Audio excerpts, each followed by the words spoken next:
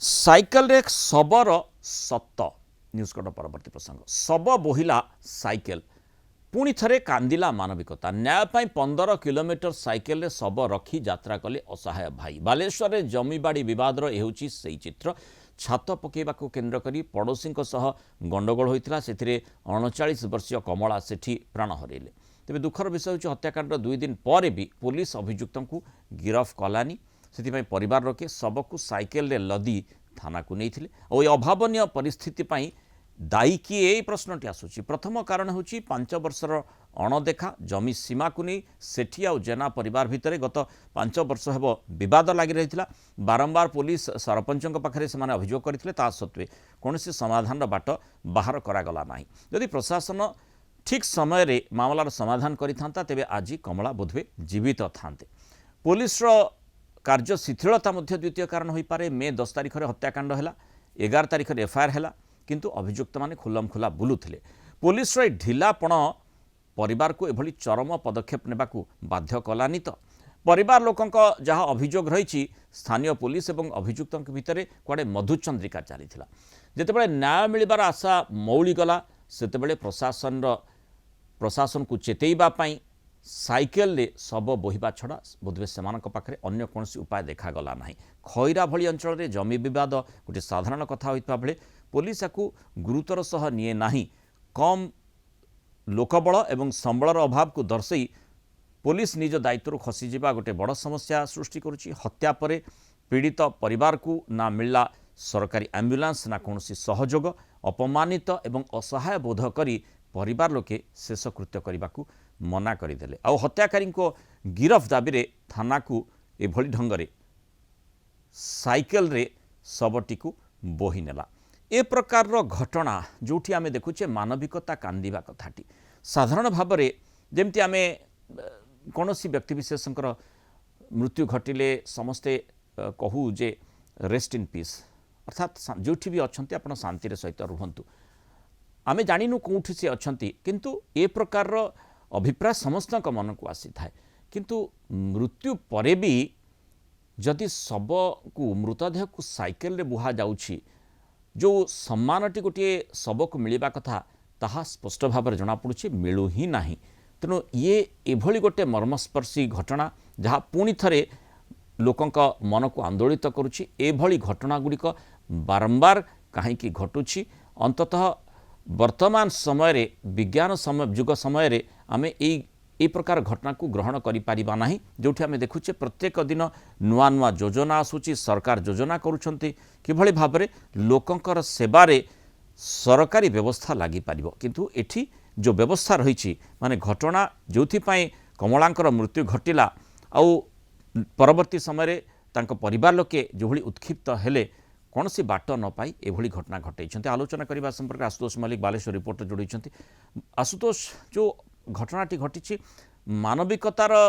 चरम सीमा को यह पहुँची जाइए कारण ए प्रकार घटना केबे भी कहीं भाविबे नहीं जे अंततः निजर संपर्क को साइकेल रे तांकर मृतदेह को बोहिबा पई बाध्य हेबे माने परोक्ष जदि धरिनियंतु जनक पाखे एम्बुलेंस सेवा पहुँचला ना से क्षेत्र तो अच्छी किंतु एठी एम्बुलेंस सेवा न पहुँचवा बाद मध्य आ गोटे गुरुत्वपूर्ण दिगटी रोचे। देखो निश्चित भाव जो भाव अभावन घटना घटी जो भाव बालेश्वर जिला जो खैरा हरिपुर अंचल आम बर्तमान से गाँव में अच्छु से गाँव कि दूर गलापर जो मृतक घर पड़ो जो भाव से घटना घटला निश्चित भाव हृदय विदारक कहीं जो भाव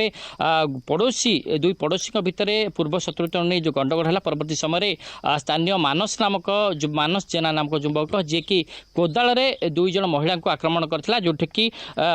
कमलंकर जीवन चली जाइए ए सहित शकुतला आज भाउज सी बर्तमान कटक एससीपी गुरुतर भाव में चिकित्सित होती किंतु ए घटना घटवा जो भाव घटला एवं ताठू अधिक हृदय विदारक आम कहीपर जिते भाव न्याय पाइबापी परिवार जो मृतदेह को साइकेल रे बोही बोही यही रास्ता आप देखिपे यही रास्ता दे खैरा को से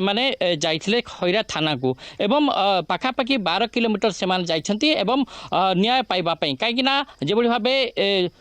आम देखीचे पूर्व मृतदेह नि जाए जो आंबुलांस मिले ना कि आर्थिक समस्या रही है किंतु न्याय पाइबापी गोटे परिवार जितेबाला साइकेल रे तांकर भौणीकर मृतदेह को लेकिन जितेबाला सी जाऊँगी थाना को ताठू हृदय विदारक किसी ना किंतु अन्यपटे जो भाव जो घटना को आम कहवा जे वर्तमान परिस्थिति जो भाव घटना घटुची प्रतिदिन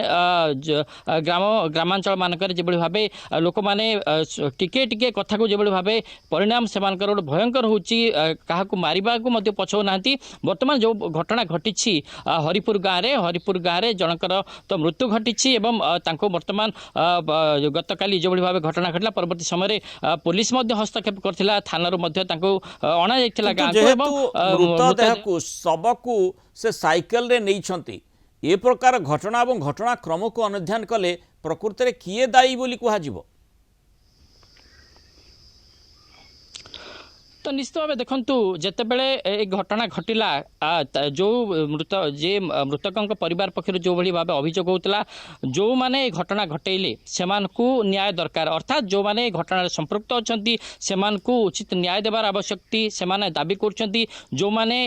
मारिले कहीं गिरफ करा जाऊ नहीं एवं अटक कहीं रखा जाता माँ को जे आक्रमणकारी माँ को परवर्ती समय पुलिस गिरफ करछि किंतु एजाए जे मुख्य अपराधी जे कि घटना संपृक्त रही जे कि हाणी जे कि आक्रमण कर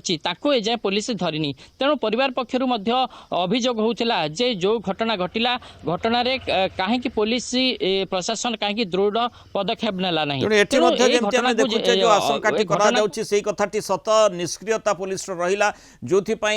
शव जरिया मृतदेह जरिया प्रतिवाद करा जाई पारे से कथाटी से देखा चाहती जो भाव में से कहुच्छी जे शव को से साइकेल पछरे बोही नहीं ये बिल्कुल मानविकतार चरम सीमा को ही दर्शाଉଛି। धन्यवाद आशुतोष मल्लिक सूचना और आलोचना।